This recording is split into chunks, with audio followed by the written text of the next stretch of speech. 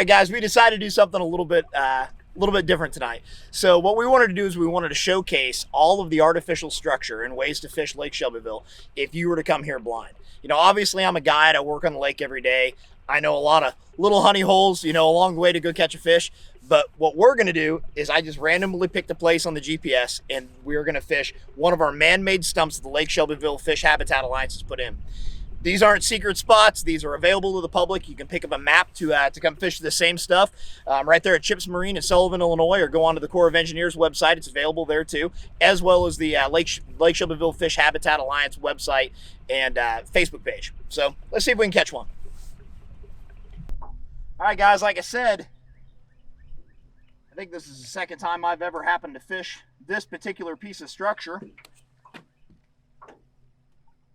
And the GPS coordinates for what I'm fishing are available online, and there we go. He's not a monster, but he's a fish.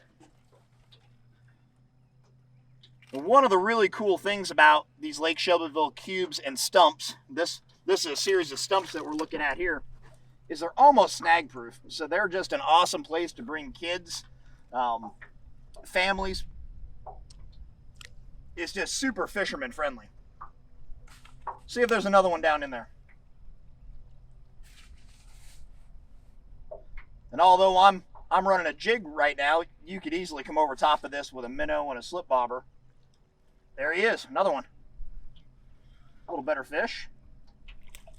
Not a giant, but another good fish. And just have an absolute blast doing this. I can't stop. I got to catch another one.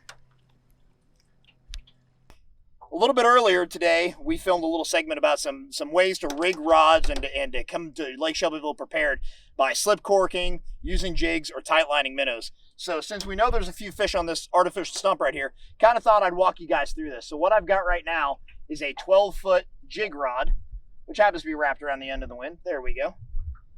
With a couple of split shot, number 2 Aberdeen hook, and a minnow. And we're going to drop it down in there. See if anybody wants to eat it. So I'll come right back out here. All I'm going to do is toss this out, kind of keep a tight line. And that's why I call it tight lining a minnow, is I don't just let it fall completely to the bottom. So I'm just holding it. Oh, that was a fish right there. And I'm just working this minnow along this piece of structure. So it's kind of a combination, just like we fish jigs, but the minnow is doing a lot of the work. He's moving around on his own. So you don't have to be aggressively swinging this through these fish.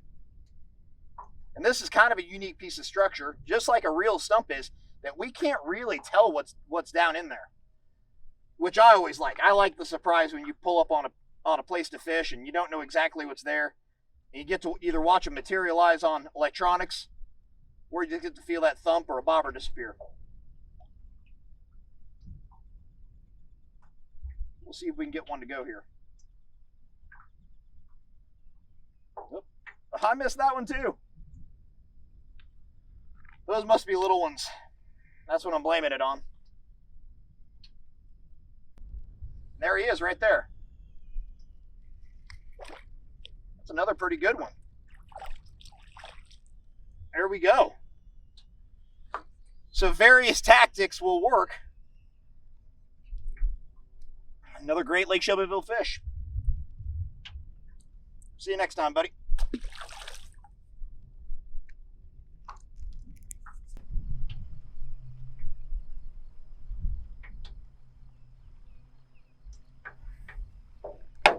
That's a good fish. It's a really good fish. There we go.